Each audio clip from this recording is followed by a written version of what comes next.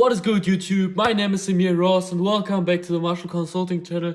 In today's video I want to give you a framework I use and I suggest all of my clients and probably also to you to use when creating offers for your martial arts school or for basically any local business.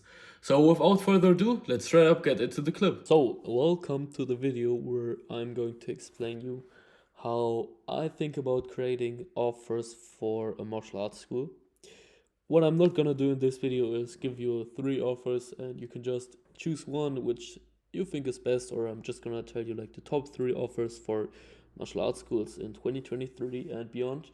No, what I'm gonna do is give you a framework you can use when creating offers, and then you can basically use this framework and think for yourself and basically or hopefully create the perfect offer for your dojo. So let's straight up get started. I'm just gonna draw some things here, which will make sense in just a bit. Just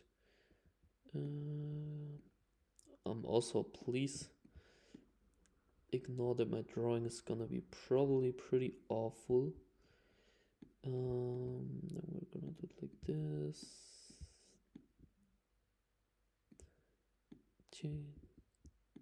Chick. And then we're gonna do like this. Ding, ding. So, alright, so now that I drew all of these points here, that probably don't make any sense here right now, let's go through them one by one. So, first of all, we obviously have the goal over here, which is up here, basically, this little man.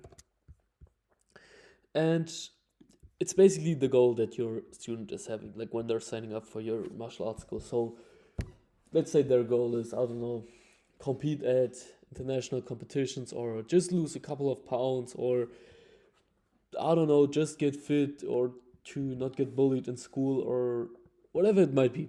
It's basically their goal. And this is basically where you want them to bring. And then we basically have down here their current situation. It's like they're unhappy right now because they're not competing at international tournaments or whatever it might be. It's basically their current state. And then we have over here we have part 2 of this equation, which is basically the where's it not right? Whatever. We have basically the steps over here. These are basically the steps the student has to take in order to get to their goal. So, for example, to lose a couple of pounds, or to lose a couple of pounds, they would have to go to your classes, or they would show up at your classes 3 times a week, or they would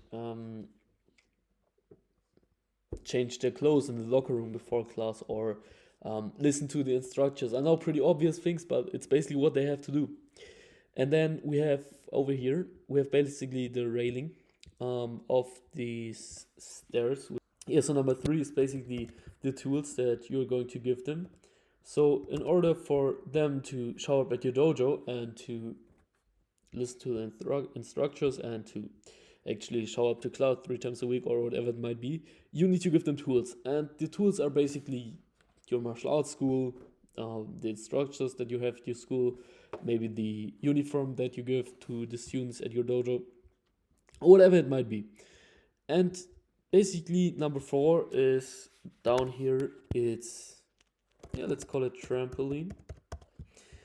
And this will make sense in a second. So once someone signs in for your class, they're probably, or will probably take them like a couple of weeks to, for example, lose some weight, or a couple of months or years to compete in international championships, or whatever it might be their goal is.